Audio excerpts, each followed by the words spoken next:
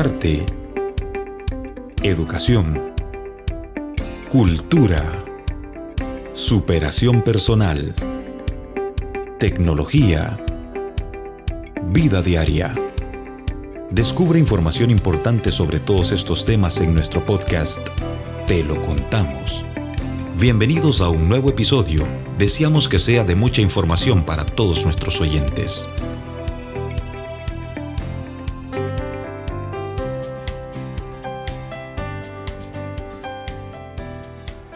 Bienvenidos nuevamente a otro episodio de nuestro podcast Te lo contamos. Aquí seguimos conversando con Gustavo Larach. Él es un doctor en Historia del Arte y hoy nos va a estar dando un poquito más de este conocimiento en el tema del arte específicamente. Pero hoy vamos a hablar sobre qué es el color. Antes de introducir, hola otra vez Gustavo.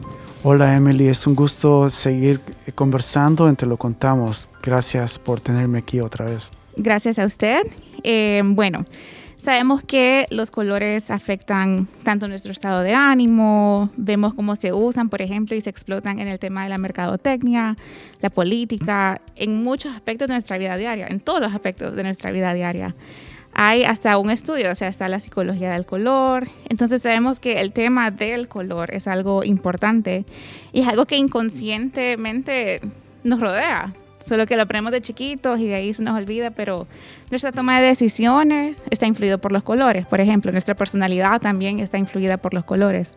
Entonces, hoy vamos a indagar un poco en qué son los colores, qué es el color, cómo funciona y ya aplicados en el arte también qué puede significar el color para un artista. Entonces, Gustavo, yo quiero saber físicamente qué es un color. El color es un efecto de la luz en nuestro sistema óptico, en el nervio óptico prácticamente, ¿no?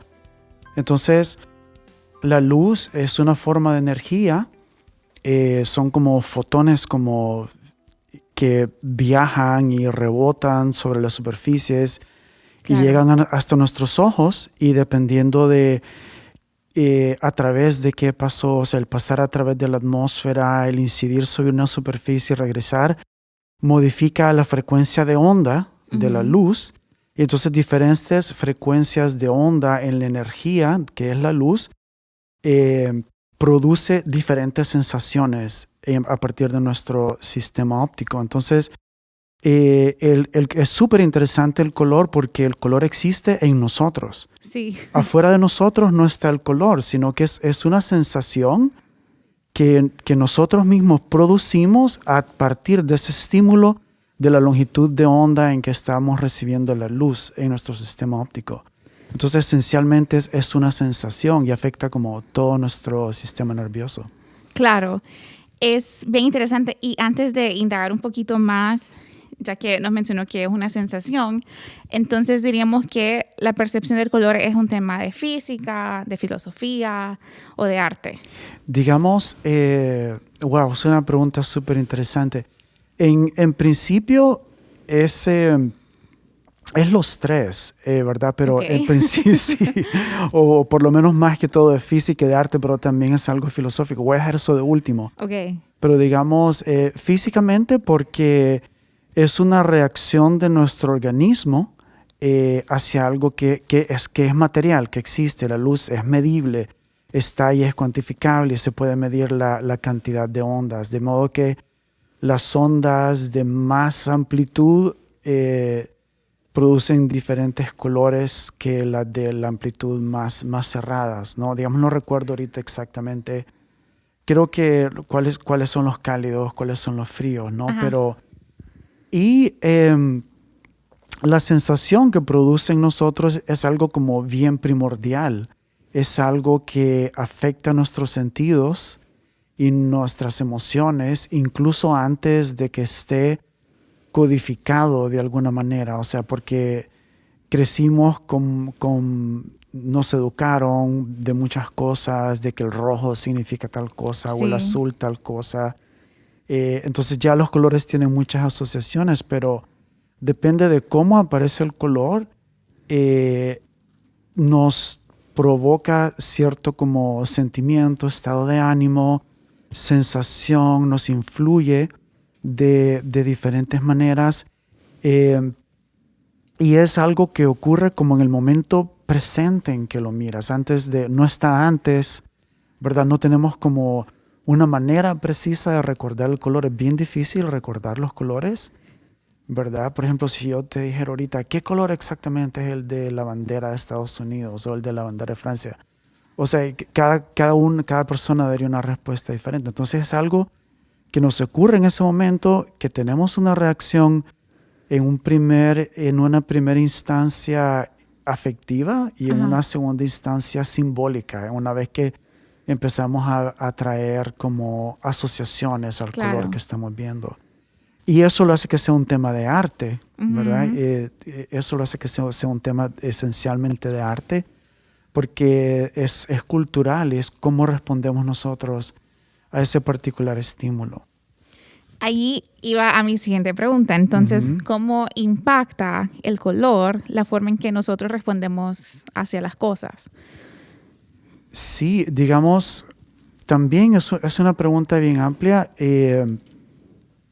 Afecta físicamente en que, digamos, todo nuestro cuerpo es un aparato sensorial, ¿verdad? Claro. El cuerpo completo está lleno de terminaciones nerviosas. Entonces, si uno se encuentra frente a un campo enorme de azul, por ejemplo, Robert Irving, un artista de California, hace como planos enormes cromáticos o espacios enteramente cromáticos donde el color no está describiendo algo, no hay un vínculo iconográfico, el rojo no está en una manzana, digamos, el azul no está en el cielo, sino que es un material, ¿no? Y entonces los diferentes colores provocan una sensación de temperatura, provocan como nuestro estado de ánimo, tienen un impacto en nuestro estado de ánimo, nos pueden emocionar y dependiendo de cómo nosotros también estemos predispuestos ese día, va a implicar un proceso afectivo diferente. Entonces, eso es bien variable y algo bien importante de entender del color es que es relativo. Sí. Es relativo a los otros colores que están alrededor del color que estamos percibiendo en este momento y también es relativo a nuestro estado psíquico y mental, nuestro estado de ánimo, a la etapa de la vida que estamos viviendo, al día que estamos teniendo, el momento en que estamos, la compañía y todo. Entonces eso influye en cómo el color nos afecta. O sea, y eso es bien importante de entender porque el color opera de forma independiente de los objetos que describe. Nosotros podemos ver como 10 pinturas o 1000 pinturas diferentes de una manzana, pero va a ser diferente como el color está utilizado, por ejemplo, en una pintura. Entonces, más allá del objeto que representa, el color tiene un impacto en nuestra psique. Ok, súper. Ahora, ya que nos explicó que es algo tanto físico como artístico, entonces, ¿el color describe el mundo exterior o describe más bien nuestro panorama interno?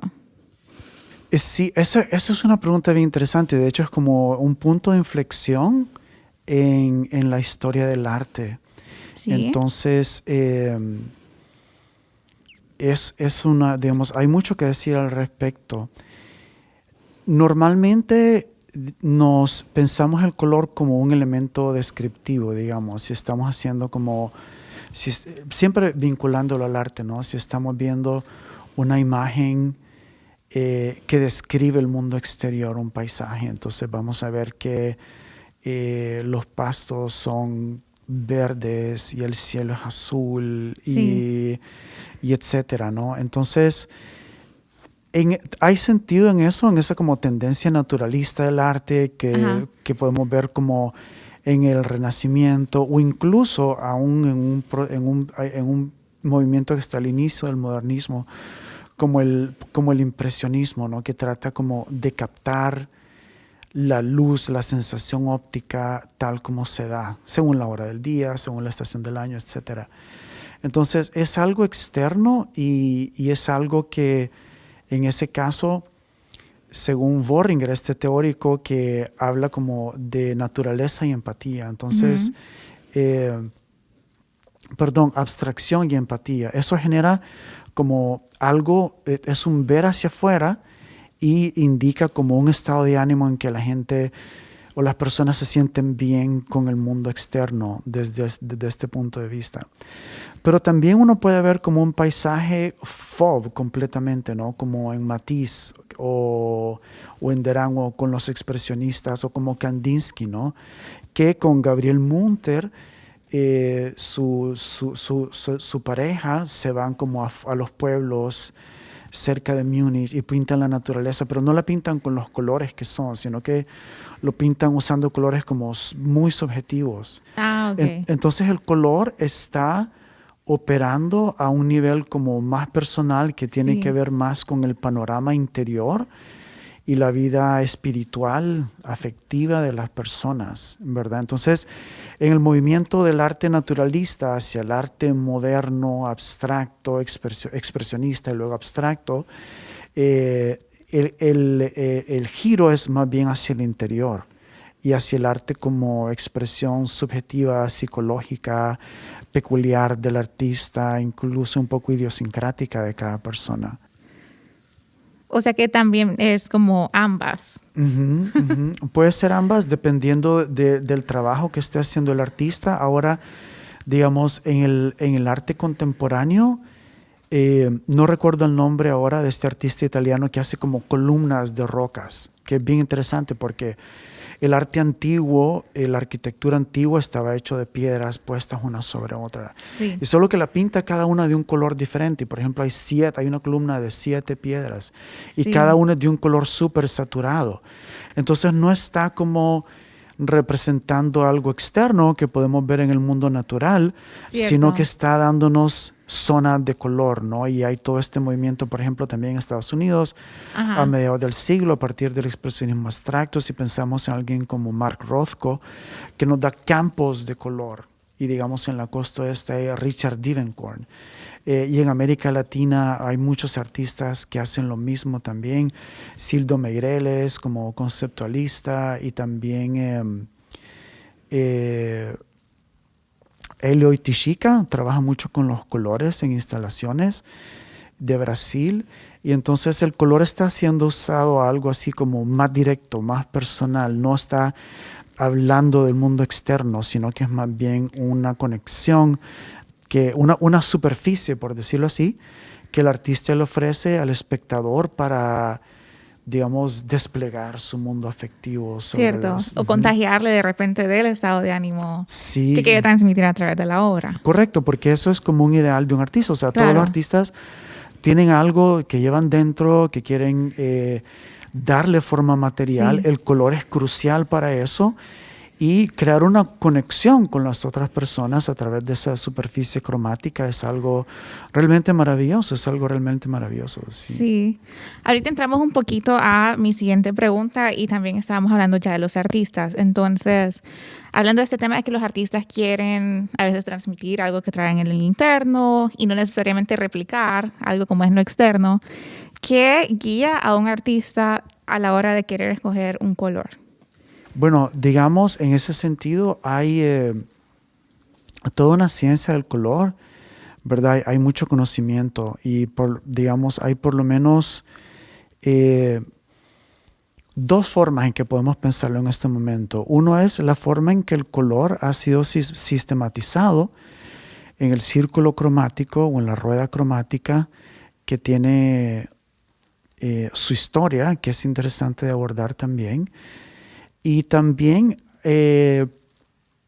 digamos, en los sistemas en que aprendemos eso, cuando vamos a la universidad y estudiamos diseño y color, se regresa mucho a los cursos formativos, al modelo que se creó en el Bauhaus, esta maravillosa escuela de arte, diseño, arquitectura que había en Alemania, justo antes, en el periodo de entreguerras, en Weimar y luego en Dessau.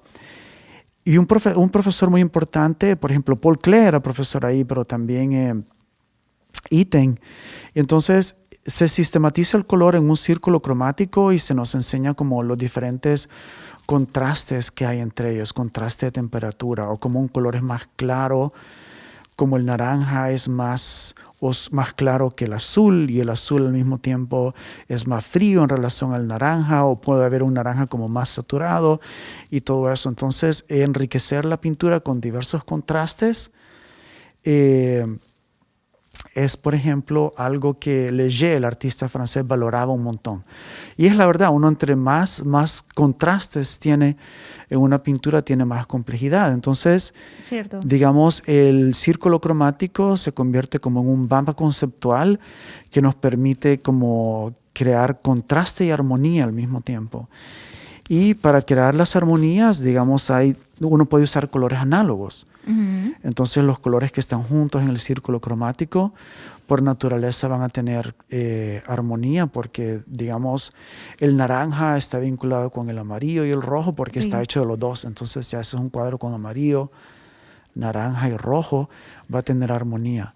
O puedes usar como los opuestos, puedes usar como naranja y azul, pero mezclar tonos intermedios también. Y eso también puede generar contraste y armonía, que son como los dos principios fundamentales del arte. O puedes usar como un grupo de 3 colores que están equidistantes en la rueda, como amarillo, rojo y azul, y son los primarios. Mondrian los usó así, pero también Kandinsky, pero también puedes usar los secundarios, o hacer como paletas de 3 colores de intermedios. Entonces, eso guía como a los artistas a buscar como el esquema general, como estrategia que va a tener en su composición de color. Porque una buena pintura es esencialmente como una buena composición en colores. Entonces sí hace falta ese como conocimiento del color para hacer una composición que tiene armonía al mismo tiempo que tiene contraste, porque si no hay contraste no hay nada que ver tampoco, ¿no? Cierto. Entonces esa es una forma. La otra forma es como enseñó un estudiante de Itten, que era Joseph Albers, que se convirtió en un artista maravilloso. Por ejemplo, el Metropolitan tiene como cientos de obras que hizo Joseph Albers, y hay como trabajo de él en muchos museos, en los museos más importantes del mundo. Y él lo que enseñó es que, lo que habíamos dicho antes, que el color es relativo. Entonces, lo que hay que ver es como la interacción de un color con otro. Y con eso regresamos al principio de que el color nunca es lo que vemos. Ajá. Siempre es como una reacción relativa que tiene que ver cómo se diferencia con lo que tiene al lado. Entonces es contextual, relacional. Y estudiar eso, digamos, cómo este color es ligeramente más oscuro que el otro, es ligeramente más frío que el otro. Y afinar y entrenar la vista de esa forma le permite a los artistas crear composiciones como muy sutiles y que van a atraer nuestra mirada, porque nos van a hacer como reparar en esos como contrastes y armonías sutiles dentro de una composición. Ok, entonces podemos decir que al seleccionar un color, el artista también tiene que pensar en cómo va a crear armonía en su obra. Uh-huh. Sí, digamos. Es un proceso que va casi que de la mano. Sí, correctamente. Puede tener como, digamos, puede partir de una idea, de un esquema cromático, pero puede ser que al estar trabajando en la superficie de la obra se cambie. Sí. ¿Verdad? Y decida, no, lo voy a hacer de esta otra manera, porque no es lo mismo pensar que ver. Sí. Entonces ya ya estar en la pintura es un proceso visual y puede ir como descubriendo otras cosas que no había podido anticipar. Entonces el esquema cromático, tal como uno lo pudiera tomar del círculo cromático, valga la redundancia, es como una idea general, es una idea artística, una idea plástica, es súper válido, y una obra puede empezar de ahí, aunque no tenga ninguna cosa que va a representar, ni un paisaje, ni un retrato, ni nada. Pero al momento de estarla trabajando, el artista va a empezar a ver como las diferentes interacciones y cómo hay un diálogo o cierta resonancia. En el caso de Albers, digamos, contrastes bien sutiles generaban como una progresión hacia adentro del cuadro, como que si la vista fuese de la superficie hacia adentro, o como si hubiera este movimiento sugerido por las gradaciones cromáticas desde el fondo del cuadro hacia adelante, o a través de la superficie del cuadro. Entonces, eso es bien interesante. De repente es un lenguaje artístico más universal que alude a espectadores como de cualquier parte del mundo, ¿no? Y no quiere decir que no se pueda como aplicar a lo local, ¿no? Claro. Sí, después vamos a hablar cuáles son esos tips ya para los que nos están escuchando para lograr esa armonía en una obra. Pero entonces queremos saber cómo, porque ya sabemos que antes usted nos explicaba, por ejemplo, en el tema pasado del óleo, que ahora uno solo compra la pintura y le aplica el color. Pero entonces antes tenían que usar otros métodos para sacar el color, ¿verdad? O sea, años atrás. Entonces, ¿cómo ha evolucionado, sabiendo eso, el conocimiento del color en el que hoy se apoyan los artistas? Sí, digamos, para el momento contemporáneo, sería interesante como pensar en una genealogía, digamos, si nos ubicamos en relación a la definición que dimos del color como algo físico que al mismo tiempo crea una sensación nerviosa, por llamarlo así, ¿verdad? Óptica que esté en nosotros. Podríamos hablar de Newton, Sir Isaac Newton, que tomó este prisma y vio como allá por 1700 que la luz se fragmentaba como en 7 colores. Sí. O sea, el rayo de luz se fragmenta en un montón de colores de 8. Se piensa que él como asumió 7 colores, ¿verdad? Porque eran como los más difíciles de diferenciar y también porque era una persona profundamente cristiana y en la religión cristiana el 7 es un número ligado a la creación. Los 7 son los días en que Dios creó el mundo. El 7º descansó. Entonces tomó 7 colores y digamos, el primero de los cuales era el rojo, creo que el primero el rojo y el último es el violeta. Y como esos dos se parecían, ¿verdad? Como el rojo, el violeta magenta, se asemeja al rojo, pensó que se los podía unir en un círculo. Hizo un diagrama con estos 7 colores y le dio como más espacio en el diagrama al color que más se miraba en el espectro y lo hizo con anotaciones científicas y es como una de las primeras sistematizaciones del color, ¿verdad? Antes de que ya existían pinturas no quiero decir que no existían antes de eso pinturas con un uso del color formidable. Por ejemplo, Matthias Grunewald, el artista alemán, tiene hay un retablo, creo que esto sería el retablo de Ghent. A ver, no, eso no es Ghent, eso es, no recuerdo ahora dónde está este retablo, pero ahí aparece el Cristo transfigurado y el Cristo transfigurado aparece como en una secuencia de amarillo, naranja y rojo. Oh, okay. Entonces es como que ya está ese conocimiento del color ahí, ya antes de que hubiera una teoría del color en los renacentistas y todo. No quiero decir que no estaba antes, ¿no? Pero digamos, luego de Newton, en el siglo XIX, el poeta romántico Goethe, el poeta alemán, viene y toma y hace un círculo donde aparecen 6 colores en vez de 7. Ajá. Ese es como un aspecto. Y en vez de, ¿qué permite esto? Permite como poner un color frente al otro. Por ejemplo, el azul frente al naranja. Opuestamente en el círculo y le da la misma proporción. Ya es como una idea, más que una como estructuración científica de cómo está descompuesta la luz, digamos, en colores a través de la refracción. Ajá, es una guía para usar como punto de partida. Ajá, entonces sí, permite oponer complementario con complementario, digamos, naranja con azul, rojo con verde, etc. Y lo interesante es que él, siendo poeta, en vez de escribir los nombres de los colores, está haciendo como un mapa visual de los colores y escribe como sustantivos y adjetivos como bueno o alegre o hay colores menos que son los fríos y colores más. Y esto influye, por ejemplo, a Joseph William Mallord Turner, el artista romántico inglés, que hace elaboraciones y da conferencias en la academia, en Londres, en base a eso. Y conocemos, a veces se habla de sus pinturas de los 1830s y 40s como proto-impresionistas por la saturación del color en sus escenas marítimas y eso. Y esa ya es la época en que aparece la pintura en tubos de aluminio que uno aprieta y sale como el gusanito, como que si fuera pasta de diente, ¿no? Es en ese momento en que aparece.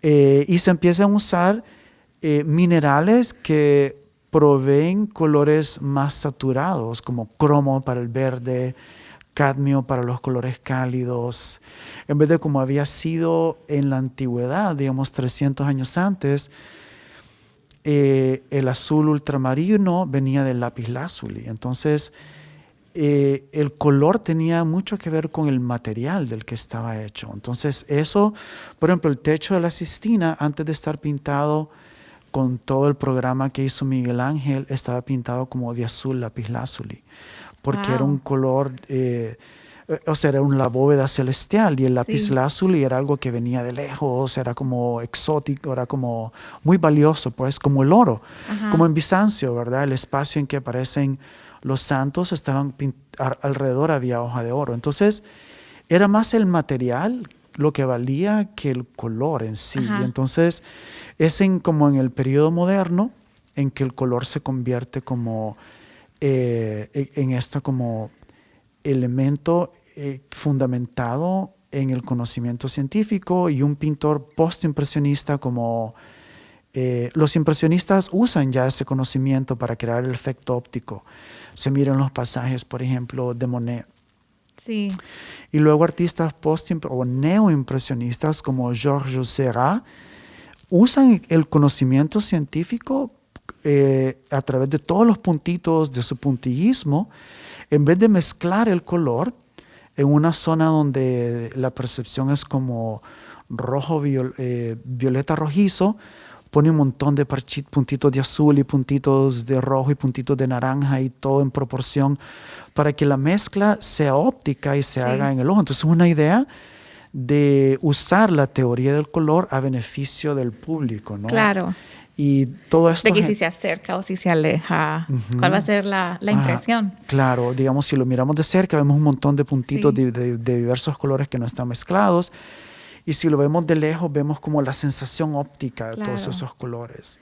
Y todo eso tiene todo un desarrollo que va como por los expresionistas hasta llegar al op art y el arte contemporáneo también. O sea, aunque el arte contemporáneo es otro mundo un poco, ¿no? A partir de entonces, pero tiene todo ese desarrollo y es súper interesante conocerlo. Sí.